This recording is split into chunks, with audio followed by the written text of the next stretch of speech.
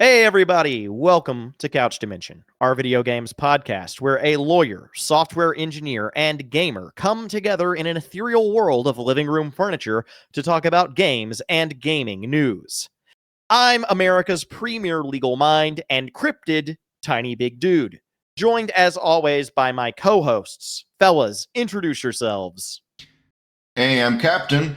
Get a load of this podcast that I enjoy. And I'm Red, and my cousin just spent $50 on V-Bucks I'll never use. That's beautiful. It's good to know that you're loved. You know, No, we'll pull you back in. It's the thought of the V-Bucks that counts. He says he won't use those V-Bucks, but if we start playing again, the moment a robot is there, it's bought. It's bought. I guarantee it. Now, surely there's no reason a robot would pique my interest. Yes, we should address the elephant in the room. Yes, I've moved positions on the couch. That's the, and I'm enjoying the center now.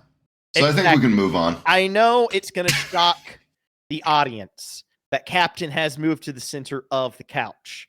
And, I'm sorry that we didn't message about this beforehand, that we didn't do anything to imply that he would be moving from the right-hand side to the center.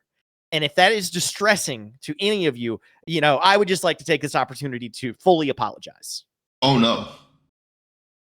Michael Q says moving seats on the couch is forbidden. Punishment will come soon. The Wizard Blue is angry.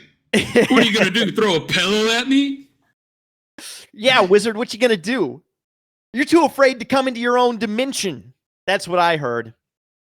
Hey, Wizard, I don't condone these statements. I think the best thing to do is to provoke the Wizard. But we have a great show for you today. And starting us off in this great show is Captain. Captain, take it away. Get ready for the numbers report. So everybody loves some numbers. I thought we'd open with a just kind of a fun little thing about the Switch has become the Nintendo console with the largest gap, or largest day between console launches. It just passed the Famicom. This is coming to us from videogamechronicle.com. And I'm guessing, if I had to put my money on it, it's because COVID. We've had Switch 2 rumors forever. If you're curious, the amount of days is 2,687 days since the last, or between console launches. I wanted to ask both of you to take a guess. Which console had the least days? It was 1,566. Of all of the Nintendo consoles, which one has the fastest turnaround? I think that would be the GameCube. Is it the Wii U? It was the Wii U. Yeah. I forgot the Wii U existed, which is sort of the problem inherent in the Wii U. GameCube came in second, though, on that. Okay. You weren't the furthest off. But yeah, no, the Wii U it does get forgotten. Moreover, we got a second piece of information coming from Shane Gill of Did You Know Gaming, which I found neat. Mario Kart 8 Deluxe has outsold the NES. Which I think more just speaks to the larger audience that gaming has reached at this point. But it's still kind of crazy to think about. Yeah, it helps. There's been, I don't know how many different bundles, maybe only one, but releases often again enough of the Switch with Mario Kart. Mm-hmm. And 8 Deluxe has been the value of that has been really strong, and I think it keeps it selling decently. You want a Mario Kart? Double the amount of courses. Michael Q asked, "What's the Virtual Boy numbers?" Virtual Boy numbers. not mentioned. Virtual, like the boy. It didn't even make it on the chart. Much like Wii U, often forgotten Virtual Boy. Wii who? I wonder if they're not counting that as like a home console. I don't know. As a weird tertiary thing. I don't know.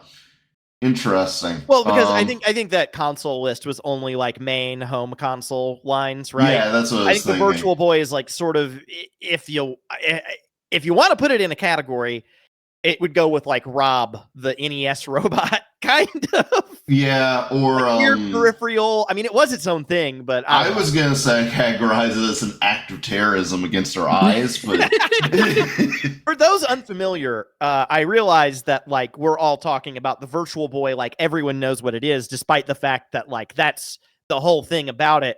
It was a very, very, very early attempt at a VR console, and everything inside of it was red, and it was known to make people's eyes malfunction. Yeah, it wasn't great. Yeah. Well, I just want to give that little story because I like some metrics. But let me go ahead and toss this over to you, Tiny. You think you're gonna talk to us a little bit about Game Pass? Yeah, well, if you're tired of hearing numbers, turn it off now. Because It's numbers day. It's numbers day. It is numbers day at Couch Dimension. And so previously, we've talked on the show about the business model behind Xbox Game Pass, specifically the trouble Microsoft faces between keeping their day one Game Pass releases and actually making money. So when we've talked about it before, we've used the example of Call of Duty, which I feel is the best example. By putting Call of Duty day one on Game Pass, Microsoft sacrifices like guaranteed sales. Like there are people who will buy Call of Duty for $70 to like $150, depending on the edition, right? But they're hoping that in return, more people sign up for Game Pass. And I believe last time we talked about it, we kind of reached a couch consensus, or as it will hereby be known, the couch census, that Xbox would be hiking the Game Pass rates in order to keep day one Game Pass as a viable business strategy. And boys, it is yet another Couch Dimension win. We were right. Ding, ding, ding, ding, ding, ding. I really thought that you had a sound bite queued up the way you queued. Let me tell you, if my day had not been as busy as it had, there would be one. It's okay. I'll handle it. Sorry, that was too loud. That was too loud. I overdid it. Don't worry. I've got a special thing on this audio that cuts you at a certain point of loudness. Perfect. Perfect. You actually can't blow out the speakers of our listeners. It's impossible. Apologies. But that's actually pretty good. You should rinse yourself out as an air horn for like graduations, that kind of thing. But you know, I say that that's a win in that we have established ourselves as the new video game oracles of Delphi, but not a win as gamers. As gamers, it's a loss because now I have to pay more for Game Pass, and that kind of sucks. But Rebecca Valentine at IGN reports that the new price hike will be structured as such. And put on your thinking caps because this is going to get muddy. Okay, so if you want day one releases, you will now have to buy Game Pass Ultimate, which is up $3 to $19.99 a month. All right? Now, additionally, a new tier has been introduced called Standard. With Standard, you won't have access to day one games, and you will have a more limited library on Game Pass. This will be similar to like the Ubisoft subscription or EA subscription service, both of which suck. And this new tier will run you $14.99 a month. All right, so that's $5 more a month to get day one releases. And the standard tier is actually just a rebrand of Xbox Live Gold for multiplayer, which I honestly had no idea still existed. All right. So 2 tiers so far. Hope you're keeping up. Next up, Game Pass for PC will be increasing to $11.99 a month from $9.99 a month. $2 price hike there. Nothing else changes about Xbox Game Pass for PC. I think they still get day one releases. Xbox Game Pass Core. And this is where we're starting to get a little silly, gang. What the fuck? Will stay at $9.99 a month. That's $9.99. But yearly pricing for this package will increase from essentially $60 a month or $60 a year to $75 a year. Mm-hmm. All right.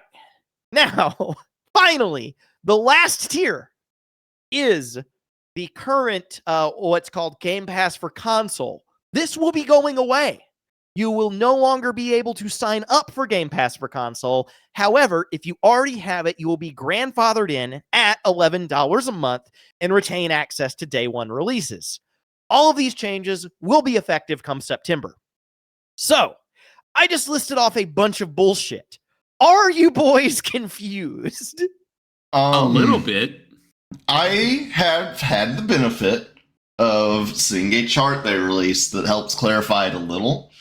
But it's a lot. I do think they should take like the lowest form of Game Pass where they offer some games and go ahead and just mesh it with gold as like a value add to anyone who just wants to have, or core, which is just Xbox Live Gold. And core and standard should be the same thing. Yeah, just give them a taste.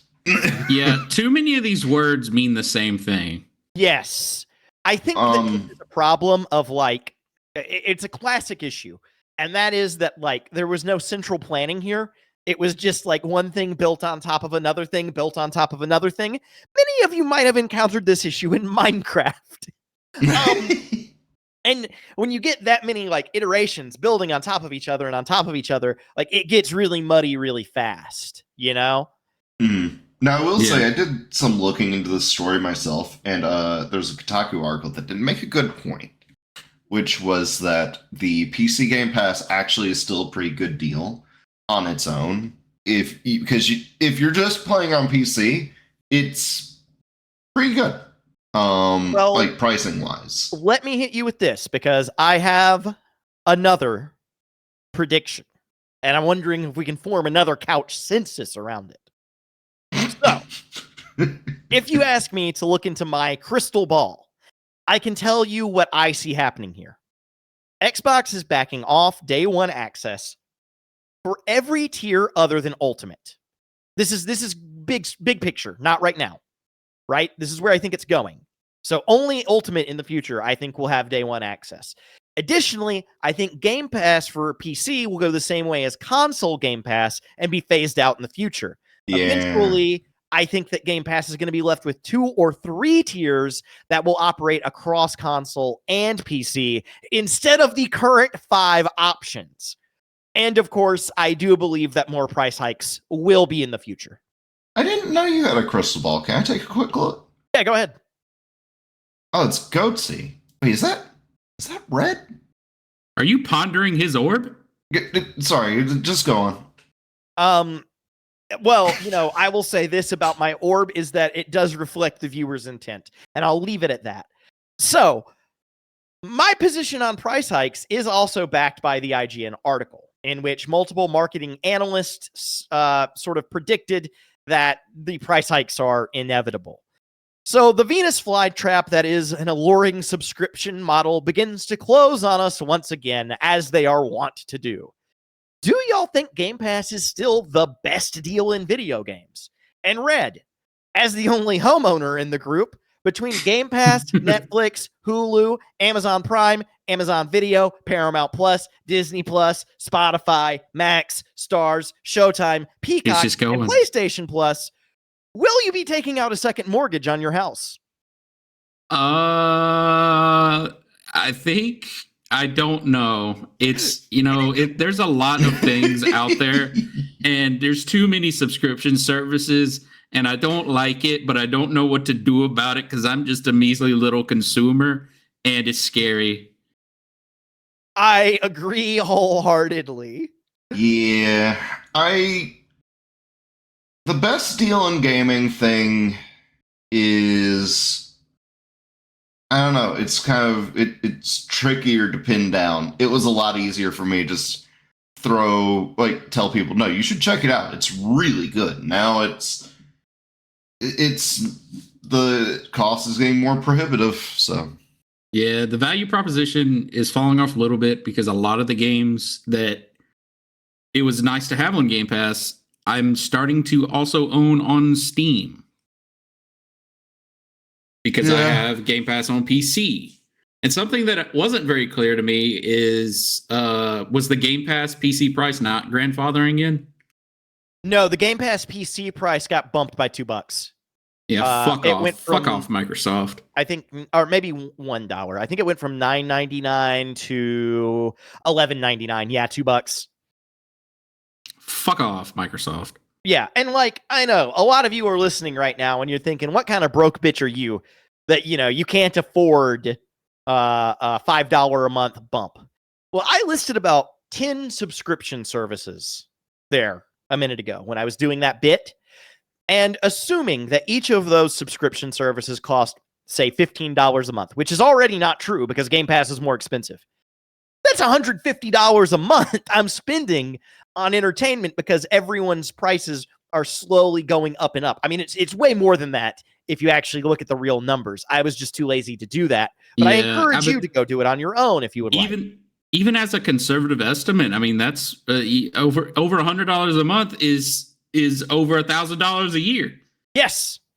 And so the thing that actually, I mean, we talked about this before almost ad nauseum, so I almost hesitate to bring it up, but just to push the point, the thing that caught on because it was so convenient and cool and you could have access to this big library is once again becoming worse than the thing that existed before it. Because right now with that Game Pass Ultimate price, I could buy 3.5 brand new $70 games a year for what I'm paying for Game Pass. And I still think that makes Game Pass worth it for me, but the margin is much smaller than it was. I think I can't call it a true Venus flytrap until there's the thing of oh no, you can only get some of these games in Game Pass. Then we've got a real problem. Yeah, if they ever end their day one and their full game library. Yeah, I could see that. Yeah. What would come after streaming? We went away from rental to this, and now what? Cable/rental to this, and now what? Did prices just go up and we suffer? I mean, that's the plan at this point, right? That's the playbook for them is prices go up, and then eventually, this is again me looking into my crystal ball and a little conspiratorial. I think eventually the option to buy a lot of these things goes away, and it becomes subscription or nothing. I mean, you can see that in streaming on some things already. But I mean, if you want to watch a Netflix exclusive, you need to have Netflix. Unless it gets big enough, it gets a physical release. Right. And so, what is the ultimate difference between a Xbox developed and Xbox published game and a Netflix exclusive? Fundamentally, there isn't one. And so, I think that we're going to see that come to this model as well.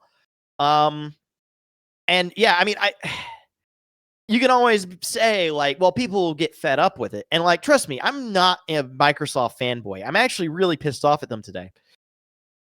But I'm going to keep Game Pass because that's how I play my games, or at least some of them. Yeah.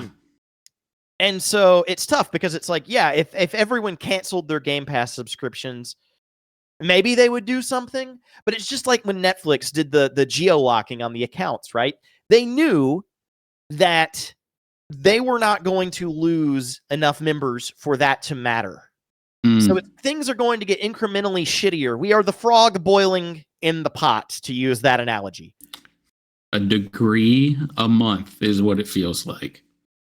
Yes. And then sometimes 10 degrees at a time. Well, let's get away from numbers and towards something a little more lighthearted. Red, do you want to tell us about this next story? Yeah, did that make you angry? There's a man in a video game that's too angry to die. So, of course, I'm talking about Igon from Elden Ring's DLC, if y'all haven't heard. If you played a decent amount of Shadow of the Erdtree DLC for Elden Ring, I expect you have encountered and maybe even finished the questline associated with Igon, a man you find crawling in the middle of a road, cursing a Bayle and crying about pain. Now, if you're listening on YouTube, I've given you enough to know who you want to find, and this is your spoiler warning. These segments are chaptered, and you should be able to move along. If you're live, buckle up. The voice actor for this man doesn't do a lot of video game voice acting and has only played kind of kid-friendly video games with his own children. And reading the interview he gave IGN gives a lot of old man energy, but chill old man energy, not like old angry man yells at cloud energy, though he is yelling in the game a lot. More to the point, the story echoes Moby Dick a decent amount, the actual story of the character in the game. The voice actor is Richard Charles Lintern, and he is mostly known for roles he plays in British television. And while he has done voice acting before, Elden Ring was his first video game to do voice acting for. When shown the character he plays is dying on the side of the road, he just gave old man energy. It said, "Can you give him water? He doesn't look good." And buddy, this is a Souls game, and I know you don't know video games, but you can't help anyone, and helping them always hurts them in the end. But with the few lines, though intense, Igon has, in the DLC, Lintern thought he might not be in the booth for very long. He was mistaken. As Lintern describes him, the mysterious Miyazaki had him in booth for 6 hours and even did a follow-up session. The reason why Igon is the best character from the DLC is due to just how big of a hater he is for Bayle. He is Bayle's biggest hater, in fact. And Bayle has some pretty big haters from the lore. And when you do get to the boss fight and you summon Igon to fight Bayle, he drops the hardest monologue in the DLC, so much so it's still bouncing around in all of my social feeds. After having the fight shown and explained to him, Lintern himself drops a solid line. A quest of the soul, a quest of morality and strength and pain and terror and doom. And an enemy that is so huge that you can't even comprehend it. But for some reason, the bravery of the individual comes through and manages to triumph over it. And what story on Igon would be complete without the line that pinballs in my head all day? If you would, Tiny. Curse you, Bayle! I hereby vow you will rue this day. Behold, a true Drake warrior, and I, Igon, your fear made flesh. Solid of scale you might be, foul dragon, but I will riddle you with holes, your rotten hide, with a hail of harpoons, with every last drop of my being. Thank you. I forgot to put the actual soundbite in, so audience, you will just have to settle for me. The mysterious Miyazaki should have approached you. Captain, do you think Kendrick dropping a diss track that is ingrained in our vocabulary already might have soaked the field in gasoline that Igon would ignite? Okay, so I'm gonna go ahead and say when it comes to Igon, I was oversold on his voice lines, so they didn't hit quite as hard for me. I don't know that Kendrick goes quite as hard as calling Bayle a certified pedophile. So He would have.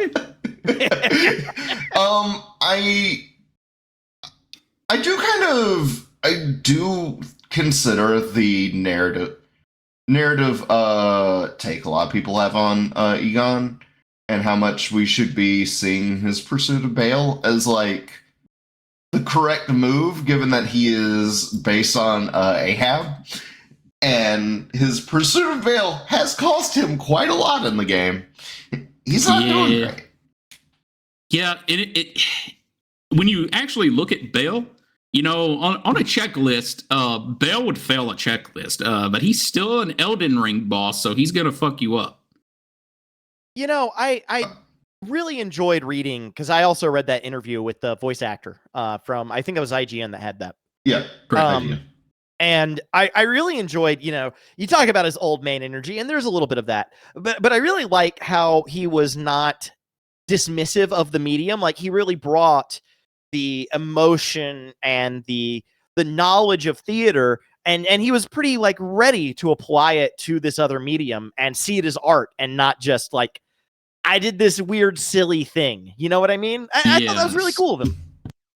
Yeah. No, that's why I meant he did. That's what I meant when I said he doesn't give the old man yells at cloud energy. He's trying to understand it, even though he's having trouble. I do love him being like, can you give me water? Like, can you help me? No.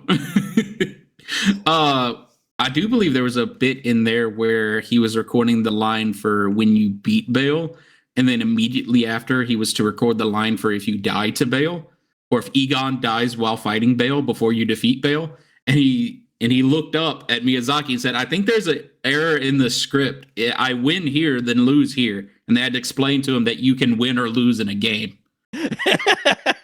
Yeah, I thought that was fun. And, you know, I feel like lately there has been kind of this bigger push towards voice actors, really trying to understand video games a little bit better. And I just think that's really cool. I think it's for a long time, there's been this video games as art debate. I'm not sure if our listeners are familiar with that, but Roger Ebert famously said that video games could not be art, and that's because he's a bitch. But yeah, it's cool to see like the artistry be recognized. And Miyazaki sounds like a true artist in the way that he operates. Like, very mysterious, surrounded by a posse. Everyone seems to like be loves poison swamps. Normal artist shit. There's a very normal amount of feet in his video games. Nobody talks about how much Andy Warhol loved poison swamps. Well, that's all I've got on Igon. Captain, you got something you want to maybe roll into here? Yeah. So, this is a slightly different topic. This is a discussion I want to have with y'all. Wait, hold on. There's a sword here with a note attached. Beware Red, the pisser of beds. Interesting. So, I wanted to discuss the difference between lore and story. So I had to throw to an inside joke that Red threatens to piss in my bed quite often. But also, I want to talk about, as I said, lore and story. Sorry, I'm on the back foot because neither of you responded, and it made me nervous. It's like, oh no, what if it? I thought Red would give me something. Anyways, I'm glad deadpanning worked in my favor. You sold me so hard. I got on the back foot. Okay, please, Captain, tell us more about piss. Well, piss is okay. So Curse what you, Bayle! I wanted to talk about is that with recent releases like Elden Ring and Destiny, lore has been on my mind a lot. With Final Shape and Shadow of the Erd Tree, I've been watching a lot of lore YouTubers. I enjoy it quite a bit. I like picking up items and going through one by one, trying to piece together what is happening. Better at that in Destiny than Elden Ring, but I think that makes sense. So I wanted to make a quick distinction there. And those are not the only games with lore. A good example is like Baldur's Gate, or in the Elder Scrolls games. You have books everywhere. And Tiny, I wanted to talk about this because I was thinking about your experience with, I believe it was Oblivion, back when you were reading back when you first experienced it, you'd pick up a lot of books and read through them, if I recall correctly. I still do that in Elder Scrolls games to the point that when I do Skyrim VR, I have an audiobook mod. So I can listen to the books as I walk around. I think I've mentioned that on the show before, but it's just one of my favorite mods. And I know these days, like, you're not so interested in the lore of Elden Ring, or you don't. It's not that you're not interested, but you don't take time to read the descriptions. No, I'm not Same interested. for like that's fair. Same for Destiny, and that it had me wondering what makes the difference for you, and what the relationship for both of you is between lore and story. Are you fine with tossing lore aside in preference of story, or does it enhance the game for you? I just want to explore your relationship with it, because it's a topic that's coming up more and more, and with the success of these games, I doubt it's going away. We'll probably see it pop up in more games, and so it's something worth discussing, I think. Well, let me start with this. There is a way, I think, to do lore that is not as intrusive. I don't love, like, we played Prey. I really liked Prey. I did. I liked it a lot. It's a good game. And I read a lot of the things on those computers because, well, a lot of those things also like led to puzzles, and they were you needed to read them. But I don't like when a game, Fallout is a chief offender made by the same studio as Oblivion and Skyrim. But I like the lore in those better, not for any story reason, but because in Fallout, I've got to stop what I'm doing and read a fucking terminal for 5 minutes, to get that lore. Oblivion, I can collect books. I can take them back to my house. I can put them on my shelf, and I can read them at my leisure whenever I feel like reading lore. And so it never got in the way of the gameplay to me the way that it does in other games. I don't like the starting and stopping. I like to be doing one thing and then stop and do another thing. That makes sense. You might actually like, if you have any interest at all, they added a setting in the update to Elden Ring where you can have a tab of just your most recent items, and you have an exclamation mark next to the ones you haven't touched yet. So that's cool. If I lose an item or drop an item or something, will I still be able to read it? I mean, no, but Elden Ring, you don't tend to do that. Except for every now and then you'll get a story item that so you'll use it for something and it will be consumed. So maybe read it sooner. But that usually when you get something like that, you have to go from place to place. It's already breaking up the flow of the game. So gotcha. And Destiny also has a recent tab, but it only goes 10 items back. So I also will say that one thing with the lore of Elder Scrolls, the way that those books are structured, is that often there's a preface or hey, you're going to hear about a war that was fought in this era. And that's the framing of this before you start hearing about it. Elden Ring does not frame the item descriptions in any way. It's just sort of yeah, there is. It's just there. Exactly. And so that bothers me because it's I can read this and not know what the fuck it's talking about. Yeah, it mostly will be relevant to the item and maybe the location it's found in, but it will not. You do get more of a. If I pick them up to read them later, right, then I forget where I found that thing, and that location goes right out the window. Yeah, sometimes in Souls games where the not where the item is because of the description, but literally where the item is gives you some clues about the story. And if you lose that, you could find a sword and it's this is a sword, but you find this sword next to the grave of a sword master who was the guy who taught somebody how to do something. You know what I mean?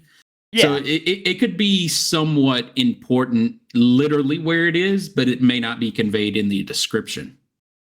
I always find that one thing, when I do play Skyrim, there's I don't know if you guys are familiar with this quest. There's a quest out towards the west side of the map where the dwarf city is. God, I'm doing great today. I wasn't prepared to talk about Skyrim. I forgot the name of it. You're all good. But in the cave, you can go into a cave there and you can find this flaming sword. Is it Red Eagle sword? Yes. And then you can also, like, later I was listening to a book about this guy that lived there who was like a rebel and had this flaming sword and was like very difficult to kill, yada, yada, yada. And I'm like, oh shit, that's the sword that I found in that tomb. So, like, I love that. I love that kind of thing. I sometimes wish that the only thing I have with Elder Scrolls, which is not a bad thing, but sometimes you don't know when, like, is this book relevant or is this book just like flavor and it won't connect? And then sometimes one thing that I like too is, like, sometimes the books are propaganda. Yeah. Sometimes they're not truthful. Which I know that's what happens in Destiny, right? Mm-hmm. Well, Destiny, you will have unreliable authors. In terms of lore, I think you probably like Destiny more than Elden Ring or FromSoft games, just because it's a more substantial chunk of a narrative happening, where Elden Ring's like, hey, this sword belonged to, or not the sword belonged to, but it'll talk a little bit about like a faction. It'll be a very short, like, piece of information. Not enough to really sink your teeth into. Or it'll be like obscenely vague, much like their sister, the warrior, saw fire. And it's like, what the fuck does that mean? Yeah, and Destiny's a little bit better about, maybe it's a conversation happening. Maybe it's talking about an event or something. But there is more of a narrative within those pieces of information. But yeah, no, I don't want to burn too much of our time on this, but Red, do you have any standout examples for you of, like, do you feel like Elden Ring puts a lot on lore and it really minimizes story? Like, story is happening, but the story is largely like, gotta go be the Elden Lord. It's the lore informs your actions, but it's just for our listeners who might not know that distinction intuitively. You know, could you give a definition or you know, just briefly explain the difference between the two? Story pertains to the events happening in the game, like what is happening currently around your player character and to them. It's very direct, it's very upfront, it is just the thing you are actively experiencing, where lore is a passive thing. It tends to tell you more about, it gives background, it fleshes things out, but depending on the game, sometimes it is tertiary, it's not important. It depends on the game. Like, I'd say Elden Ring is, you will not have a very complete understanding of that world if you're not attempting to read some or a decent amount, where, let's say, Destiny, it helps, it fleshes out characters and events. It can build myths that will later be, seized upon by the writers for stories, but you don't need it to enjoy the story. In the good expansions, at least. Yeah. Like, okay, so if I can just do a brief example here that I think will kind of help. I mean, you did a great explanation, but okay, imagine that you are, like, gonna go ask a girl out and she turns you down. That is the story of your life at that moment. The War of 1812 is the lore. Yeah. There's a chance there's a thread there, and more than likely there is, but it's not pertinent to what's actually happening. A studio that really blurs the line, I'd say, is Remedy, with Alan Wake 2, Control, Quantum Break. Like, you're picking up pieces of information that sometimes intersect directly with the gameplay to the degree you should be reading the pieces of lore you get, because they will inform what you need to be doing sometimes. But I don't know. I'm big into lore. I think it's fun. I like in the virtual and fictional worlds. I like the ones I enjoy being in. I like to have them fleshed out, and I like mysteries and myth making and and unreliable narrative or narrators. It creates a depth to worlds that I really enjoy. In games like Solar Ash, the game we recently played last month, I appreciate that there's not a ton of lore. There's some there, but it's not a ton of it because it's more concerned with the story. And I guess my feelings on story and lore is, what is the game trying to do? And is the game you are resolving the actions of the lore? That's kind of what a lot of the Souls games are about. Or is the game about a story and we're informed about other actors in the story by the lore, like Destiny? Destiny in newer times is doing a lot more on screen. I appreciate that a lot. But there's been a lot of things that, like, man, that should have been on screen. That shouldn't have been in this. They had that problem for quite a while. Yeah. Well, I don't want to. Like I said, I didn't want to go on too long, and that went on longer than I expected. But I like a good discussion, and it's going to continue to be relevant. So I figured I'd pick your brains on that. But to move on to a very different topic, let's talk about Valve for a bit, huh, Tiny? Absolutely. So this is kind of a follow-up to last week. And guess what? There's more numbers involved. You thought we were done with the numbers, but you can't escape numbers on Couch Dimension. Math episode. So last week's episode, we talked about an ongoing set of antitrust lawsuits, one in the US, one in the UK, against Valve, alleging that the Steam store is giving the company monopoly power on PC game sales, and that power is being abused.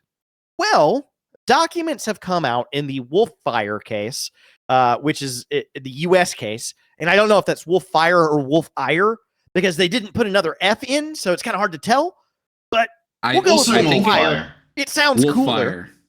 And so anyways, we talked extensively about that case, but according to these documents, Valve may be smaller than we previously thought.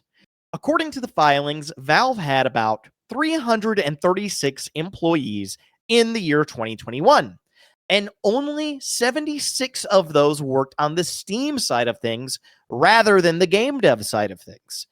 This is a remarkably small team when you consider that Microsoft Gaming employs 20,100 people, Ubisoft employs 19,100 people, EA employs 13,700 people. And that list goes on. And rather than just name all of the numbers at you, I will just say that their closest peer, or one of their closest peers, is Naughty Dog at 400 employees. So that's kind of like if Naughty Dog made Last of Us and also just on the side sold 85% of all PC games. Now, I want to delineate real quick, though, between size and market share. These are two different metrics, and I don't want to confuse them. In this case, we're measuring size by number of employees. There are a number of other metrics like market cap and net profits that we could use, but we're not going to get into all that. Additionally, market share is the amount of the market controlled by one company. And these figures don't throw that 85% market share we discussed last week into doubt. However, it does make that number hugely impressive. Captain, you weren't with us last week, so I'd like your fresh take on this. How do you think Steam does so well in the market with so few employees? I think Steam, well, one, they had an advantage. They became the iTunes of video games. They saw a gap and decided to fill it in terms of like current market for PC games back when they started was unfulfilled or abysmal. Yeah, and so they made a good marketplace, and I don't like it. It's not an unsubstantial amount of people to maintain something like Steam, but I think they've got it to a very manageable place, so it's not that difficult either. Michael says, to be fair, they just run a store and make one game every decade. I know. That's kind of what blew me away about that number, too, is that there are less people working. I would have thought there would be more people working on Steam, right? Considering that they make a game every decade. Yeah. But yeah, no, I think just maintaining the store, making sure they keep it updated and maintained. It's not occasionally introducing new features, like a recent one was you can hide games from being public that are in your library. But little things like that. I wish they do a little bit more, but no, I get it. I think that's... I don't think it's too hard to maintain Steam. It is remarkably stable for that number of people, though. Yeah. Especially when you throw it up against, like, EA. EA's launcher and storefront is complete and absolute dog shit, right? Terrible. One of the worst experiences you can have as a human is to buy and play a game on EA. And they have 13,000 employees. This may be what you were about to say, Captain. I'm wondering if Steam does better because there's less chains in the chain of command or responsibility. When the issue is, this is a problem, let's fix it. It goes to 3 guys and they fix it. Instead of going to the head of a team who then sends it to a different sub-team and then they, instead of breaking everything down much further, it's just like, no, that's Bob. Bob fixes that. Send that to Bob.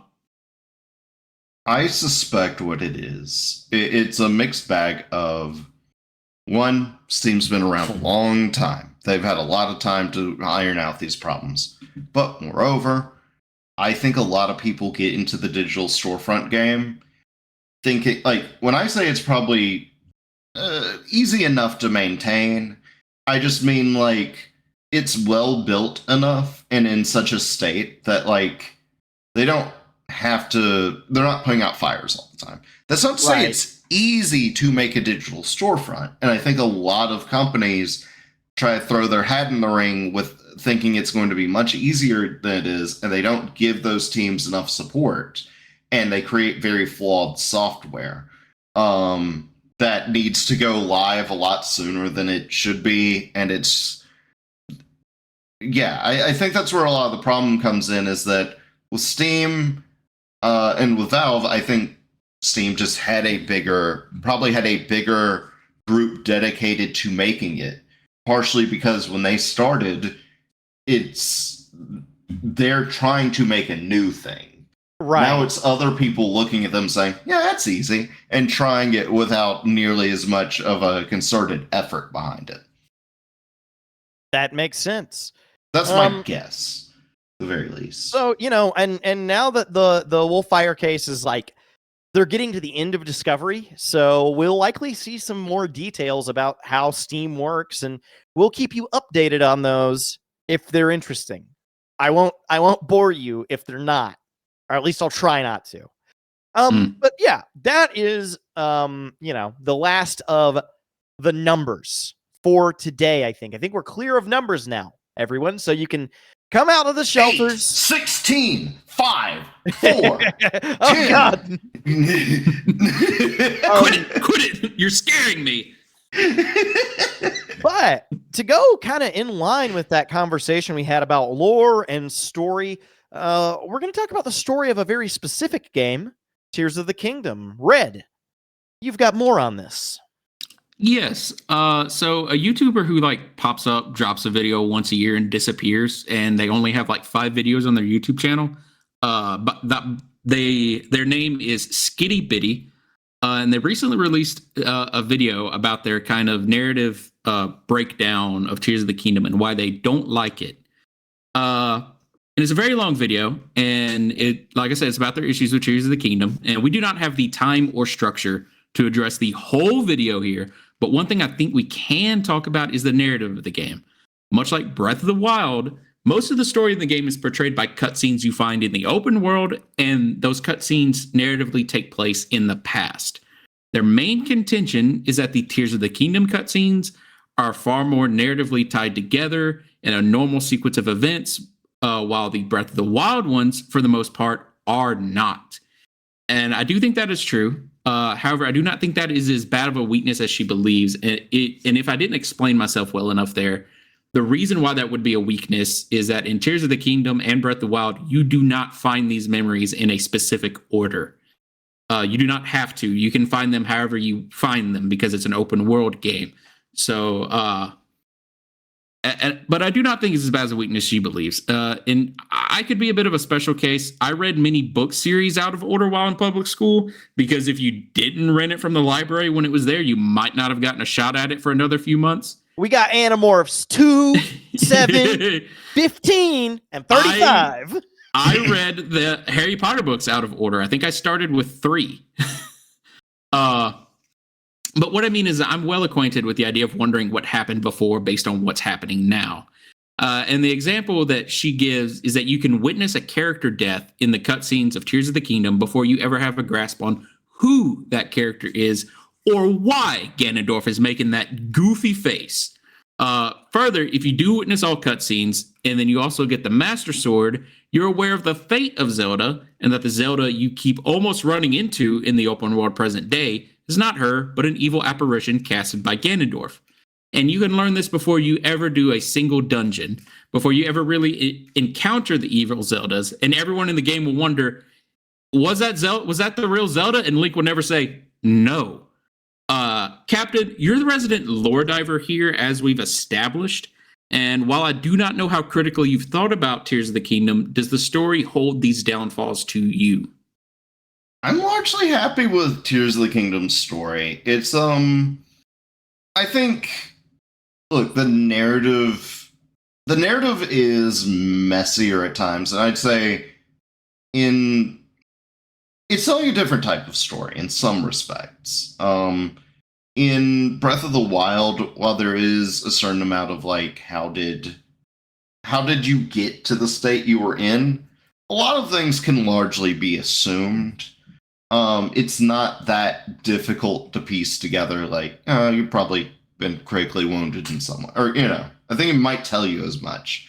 So when you're getting those pieces of information, and seeing that backstory, it's not really, like, I think there's a stronger emotional through line, but Tears of the Kingdom is trying to tell a mystery. Or it has more mystery in it, and you're trying to figure out what is going on, where is Zelda, and I think that leads to a different type of narrative being told in those cutscenes that in some ways I enjoyed it, but I think the emotionally driven story hits a little harder, is what I'm trying to get around to. Sorry, that was a long way to get there. But I still enjoy it. It didn't hurt the story for me. If I can weigh in on that for a second, like, Tears of the Kingdom is a true open world, as we kind of discussed a little bit. That was either last week. That was last week. And we kind of talked about this idea that, like, everything calls itself an open world, but unless you can get in the game and just fuck off to wherever you want to go, it's not really an open world. Yeah. And so Tears of the Kingdom is committed to that concept. And I think that this is just a trade-off you get when you make that kind of game, right? Like, the player can talk to people, can get cues about where they should go first, and can experience a somewhat linear version of the story. Or they can fuck off and do whatever they want and be like me and not discover the depths until you've beat all 4 dungeons. And that's just the trade-offs you get with that kind of game, in my opinion. Funny that you say all 4 dungeons. Oh. Well, I should disclose I've not beaten Tears of the Kingdom. That's why I said that, so to give you a little bit of bait to go back in. Counter though, like, you can't. There's some things you have to do in a specific order. Yeah, they do lock you from the final. The reason you don't know about that dungeon is you actually have to do the other 4 first before you can even get there. Yeah, you can't, and you also, like, you can't just go to a dungeon in the game and do the dungeon.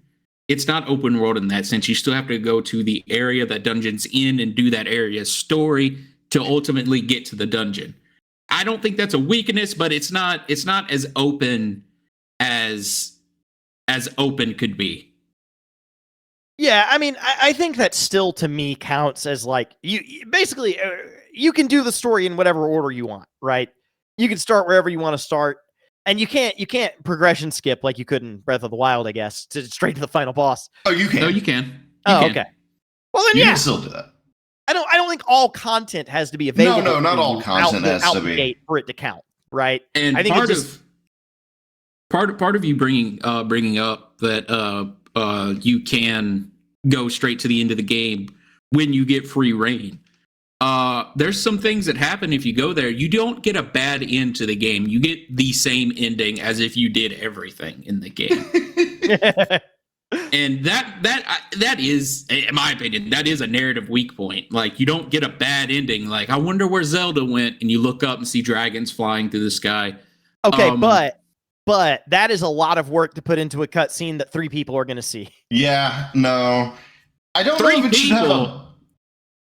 I'm going to I don't know if it contend should that have a bad ending, but I think it would be fine to do a secret ending, but even then, like, it's tough. So many people will never experience that outside of just posting on YouTube. Yeah. It's a lot to ask. Speedrunners. I mean, yeah.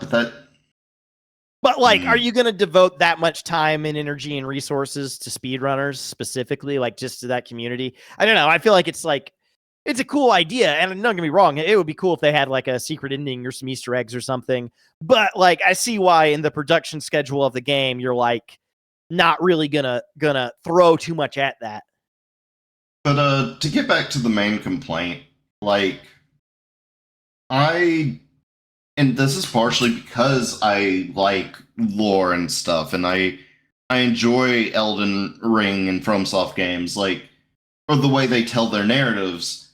It doesn't bother me so much if, like, I get a random memory in the world and it shows me a cutscene I don't have full context for, because a lot of the time that drives me to want to know, why is this happening? And I want to get the others. It makes me pursue the story in a different way, but, like, it doesn't ruin it for me. It's just not a linear way of experiencing that backstory.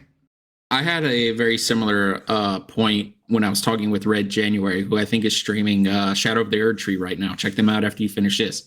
But the narrative mystery extends in both directions with these memories. To me, it doesn't feel like I have to watch them in order for it to make sense.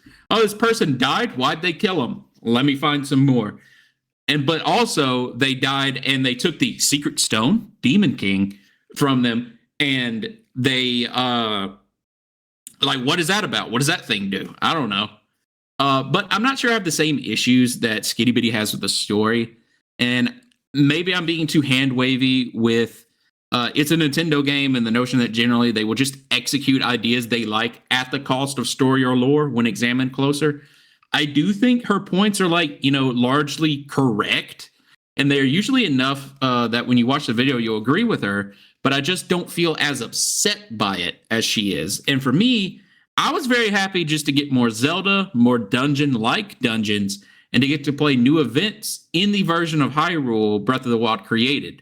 The biggest negative for me, and something I missed extremely, was the sick-ass motorbike that Breath of the Wild DLC added. Like, damn, that thing could move, and it was fun.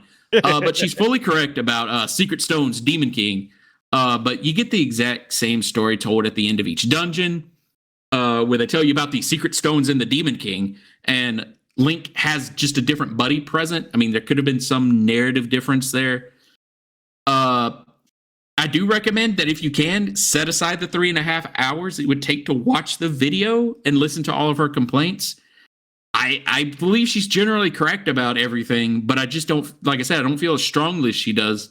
And I do agree with a lot of the things she think would fix the narrative of the game. And maybe if it was like that, the game would have got Game of the Year over Baldur's Gate 3. you may have talked about it a little bit, Tiny, but with sequels like this, can you forgive when they lose the plot a little? Yeah, here's the thing that I think everybody needs to remember. We're playing a fucking Zelda game. Have you ever played a fucking Zelda game before? Because I've got a visual aid here. If you want to understand a Zelda game, okay, then you need to be able to look at the thing that I'm about to show you and say, oh yeah, that makes sense. You need to be able to look at this.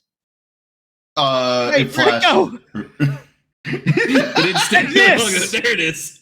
And this big ass fucking chart. You see this huge fucking chart with all these are timelines. None of this shit makes sense. Not a single goddamn piece of it. Yeah. So, is it fun? Fuck yeah, it's fun. It's a great game. I get to build cool vehicles and shit. That's all I care about. I don't fucking know where to even begin with. Breath of the Wild's not even down until here. Okay. You gotta go through all of this shit first. You have to make this make sense before you can be like, I demand more from a Zelda story. You know, that's what this is. It goes on this chart. I will say, to make a good faith argument here, or I do think that it's more about the discussion of the lore within, or the story within the game itself, excluding the extra dumb bullshit outside of it. But no, I get it. My point is actually, Michael gets it. But I didn't want to stomp on your bit too hard. And my point there is simply that, like, I have never played a Zelda game and come out of it thinking, wow, that was a really tight, well put together story. I mean, it's almost told like a legend, right? There are bits and pieces missing. There are things that are unclear. There's just kind of weirdness out there sometimes. And so I think that putting the story together in this kind of broken up way lends to that sort of experience. And I think that, if you play the game and you kind of like take its prompts, you get a pretty good story out of it. I'm not that mad about it. Also, I just want to say this. I don't think changing the story was going to net Game of the Year over Baldur's Gate 3. That was just tight competition, and I think having a sequel in the nature of Tears of the Kingdom, where you're revisiting the same world, it loses some of what made it novel. Before you finish that entire thought, their complaint with the story is like 20% of their complaint with the game. It's a 3.5 hour long video, and their changes had a lot more to do than changing the story. I think Baldur's Gate. It really feels like if it would have been way tighter. I think you wouldn't have been able to say it'd be really weird for that to get Game of the Year again, because it wouldn't have been again. It would have been something a little bit more different. Yeah. But if the changes she saw were executed properly, but also I'd like to say it's a 3.5 hour long video. I may not be presenting her points as poignant as she did in the video that she spent days and months and weeks and months and hours and months figuring out and editing. Sure. But I mean, just as far as the story stuff that we've discussed, I think that, and I do think that, like, the only thing that would have saved any game from losing to Baldur's Gate 3 was to come out in a year that Baldur's Gate 3 Yeah, that's what I was going to say. Like, Baldur's Gate 3 is just there's always going to be a bias towards freshness and a new thing rather than a game. Not just people who play video games, actually, it's anyone. Humans seem to just have a bias towards we will raise something up higher when it's a fresh experience than a refined experience. Which Can you tell that to Hollywood? I think we've all been trying. Do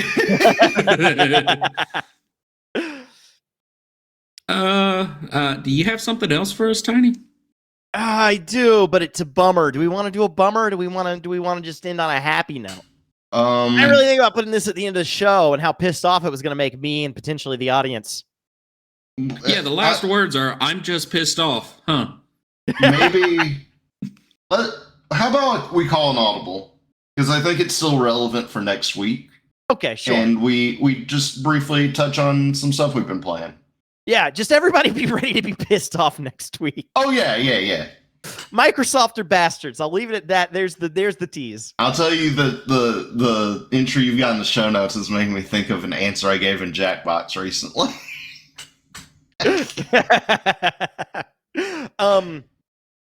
So I have been playing. I've got a couple of things here, but I'll just pick one of them. Actually, Captain, why don't you pick the one you're most interested in hearing about?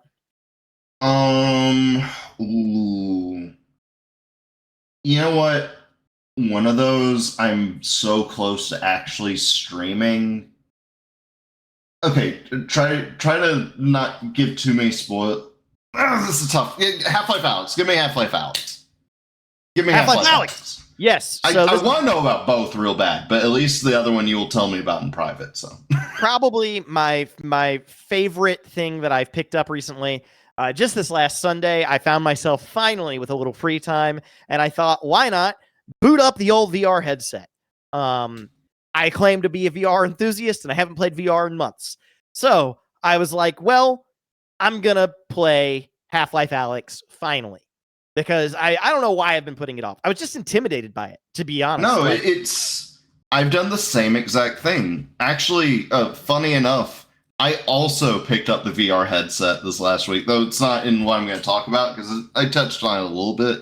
I played with it a little bit, but I like that we both went, yeah, it's time. Oh, and you ignored my message in my Discord asking if anyone wanted to play VR multiplayer with me. I see how it is. Oh, I didn't see it. I apologize. But absolutely would have loved to. Sorry. Let's talk about Half-Life Alyx, because this game is fucking amazing. It is. If you are the person, and I've met many of them, who say, I just haven't bought a VR headset because I don't think the technology's there yet. Half-Life Alyx is here to prove you fucking wrong, because this is not even you don't even have to mod this shit. It is out of the box fucking amazing. So why is it amazing? One, because Rhys Darby is there the entire time. Hold on, what? Yes! I didn't know he was in Rhys Darby is your man in the chair. I was blown away because, I love Rhys Darby. That. Yeah, it's awesome. And if I didn't look it up on IMDb, I just assumed that was true because that's Rhys Darby's voice. So if I'm wrong, it's going to be really embarrassing. So someone fact check me. But what makes this game so good is that it is not just a good VR game, it is a good game, generally. So if you're familiar with the Half-Life series, they were all amazing, and then Valve decided to stop making them forever.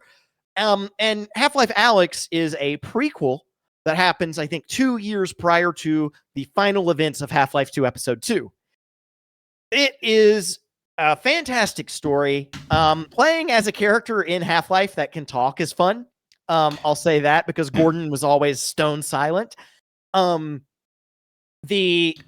game does something cool, and that is something that a lot of VR games don't get, is that they want you to be like hyper realistic, right? But part of the fun of VR is that you are existing in a fantasy universe and not this universe. And so, like, I don't want to bend down to pick up every single item, is my point. And they have a mechanic in that game that will, like, snap items to you. That's really fun and feels great. They really got the haptics down very well. It's got great feedback. And the detail of the game, I mean, oh my God, it's amazing. You can look at the lock on a file cabinet, and you can see the scratch marks on it. That is how high fidelity this thing is rendered. Most VR games, let's be honest, look like dog shit, or they're extremely stylized. Half-Life Alyx manages to be, like, pretty damn realistic and look amazing doing it. The last thing I'll say about it, because I know I'm kind of gushing here for a while. No, you're good. You're good. You have not known terror until you have seen the Combine in VR, my friend. I've heard it's a scary game at times. It is fucking scary. I forgot how scary Half-Life can be as far as the zombies and everything. Holy shit. And in VR, I mean, it's not, if you're like a scaredy cat, don't let that put you off to it. It's great. You should play it. You'll get over it. It's not that bad. I thought about streaming it, but I also felt like, maybe this is the personal experience for me. Yes. And also streaming VR is always kind of a pain in the ass, and it will slow down your performance. But, oh yeah, one last thing, and that's just gunfights. The fights in it are pretty good. That is kind of the weakest point of the game, though. because it is made at the same time to let people teleport move, if they get motion sickness. So a lot of the fights are set up to where you can be kind of behind like one piece of cover. You don't have to do that much moving to be successful. And that's not necessarily a bad thing. That's just, it is what it is. And they're decently fun and good. And anyways, go play Half-Life Alyx. It's fucking awesome. I really need to set up that VR headset you gave me, Captain. You really got to set up the VR headset. I got so much room here now. Yes, you do. You have such a big office, dude. You could really, really get some movement out of that. Just a brief aside, because I'm a huge dork, I've also set up a new system for being in VR. So one thing that this is a tip out there for anyone who wants to do VR, but you say you get motion sick easy. One thing that helps motion sickness is drinking a lot of water. However, it is kind of clunky and difficult to drink a water bottle while you've got a VR headset on, especially a Quest 2 that sticks out 6 inches from your face. Yeah. So I have a backpack that's a camelback that I wear when I'm playing, so I can just pull the tube at any time and drink water while I'm fully immersed in VR. And then, I won't go on any further, but it's a good setup if I always want to stay hydrated nearby. Yeah. So I played a bunch of stuff, like a wide variety of things. I should have put them all there and had you take a pick at which one you want me to talk about. Just like you did with me. Let me give a quick shout out I want to thank you for recommending Shadows of Doubt. That game is so much fucking fun. Oh, hell yeah. I love it. It's so good. I'll talk about Detective Adventures with you privately. Please do. And I just wanted to give a quick shout out to Blade and Sorcery, which I started up briefly, and I failed. I fucked up on stealth killing a man, so I just punched him in the head repeatedly until he died rapidly. It was very funny. That game is neat. I need to play more of it. But what I want to talk about is Elden Ring Seamless Co-op. What I've been doing for the past week or two is I will jump into a group Discord with a bunch of my friends from college and just if we get some people who are interested, I will just start up, have the lobby be open, and if people want to jump in, they can jump in. And it's just a lot of fun to it's a lot of fun to scatter to the ends of or different edges of the map to go get your shit and then reconvene with everyone and see what everyone's how their build's looking after a bit of time apart. I don't know. It's not the most sophisticated take. It's just that mod is such a fucking good time. I have several different characters on there, and I will continue to do that if either of you ever want to jump in. I just start up, and whoever wants in can jump in. That's how I've been doing it, and it's been a blast. Don't get me wrong, I don't hate the traditional FromSoft multiplayer, but it's an outdated system. It's clunky, and while it doesn't have to be like this is such a good experience. I highly recommend it. And we will one day do Seamless Armored Core as well. Red, do not please. I kind of want to do a stream of it. That would be fun. Just have us all in a group together. But yeah, no, I'd been putting it off forever. Got around to it, and it's such a good time. How does if I were to turn on the co-op mod now and join you, I assume you're at whatever level you're at. Do I just join as a fresh character, or does it catch me up? It creates a separate instance of Elden Ring, so you won't be able to bring in your old character. And I mean, I'm sure you could move save files around, but it's not worth it. That said, there's a reason I have several different characters. It doesn't catch you up. You will have to start fresh. But character I was playing last night, I had a fresh one ready to go. Played with 2 friends, one of which had played a little bit with me another time. We made it through Godric. And the other guy was starting fresh with me, and like by the end of the night, we didn't kill Godric, but we made it back there. And I've just been going through the game in different ways depending on who I'm playing with. So starting fresh hasn't been a big problem. The only problem I have is that I've held myself back because I'm trying to play somewhat vanilla and do things the way they're built to be done. One day I do kind of want to give myself the 2 martial arts weapons from the DLC and just play through with those because they're so much fun. But just a high recommendation. Hell yeah, I can't wait to join you in some of that. I've been wanting to. It's just the scheduling is not lined up. No, that's why I'm just I'm not to get too much into private stuff here. Feel free to cut it. I've been trying to do I did Alan Wake streams back during COVID for my friends. That kind of got derailed towards the end. But in a recent Jackbox game, there were demands that I do Alan Wake 2. So I've been trying to figure out scheduling on that. I would stream it to this channel or something, but there's a lot of licensed stuff in there. Yeah, a lot of licensed music. And I don't want to remove that, so unfortunately that becomes a private affair.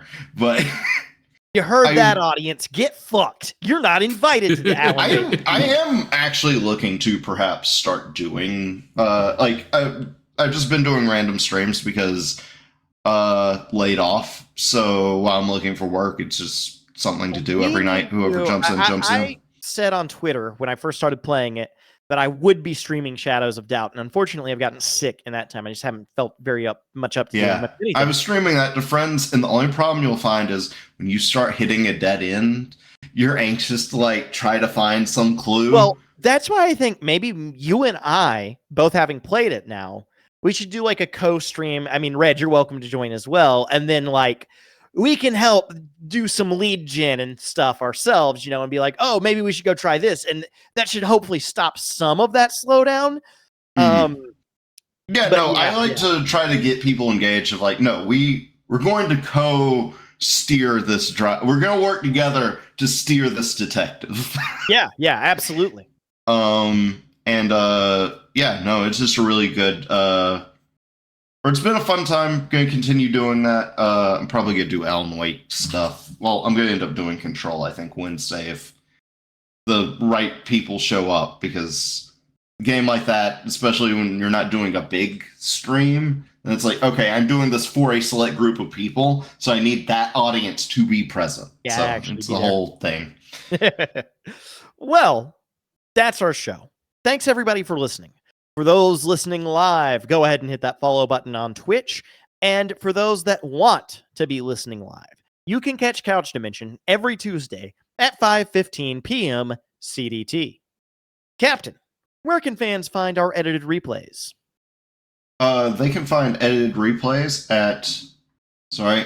I've been off for a week, so you can find us on YouTube at Tiny Big Dude for those edited replays and exclusive content on YouTube.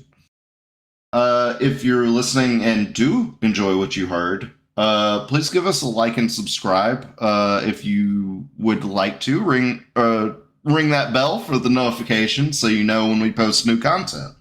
But for audio-only listeners, where can they find us, Red? You can find us on podcast platforms Apple, Spotify, and Amazon by searching for Couch Dimension. If you're a podcast listener, please subscribe to the show so it can be downloaded to your device each and every week. And don't forget to rate and review and let us know how we're doing. Only if you think we're doing a Bobo Bay job. We'll be back next week with another great show because we are trapped here by a wizard. Go check out Bobo Bay, Chow Guard inspired game. Public alpha releases on Steam Thursday. Alpha's on Thursday, baby. Can we play it this weekend? We can be bought. Wait, but they didn't give us any money. I mean, if you give me the Chow Garden, you've bought me. They didn't even give free. We didn't even get Steam keys. To be fair, we didn't ask for them either. But Red, why are we here? We are trapped here by a wizard. Curse you, wizard! I hereby vow you will rue this day. Behold, a true couch warrior, and I, Red, your fear made Oh, this flesh. douche is not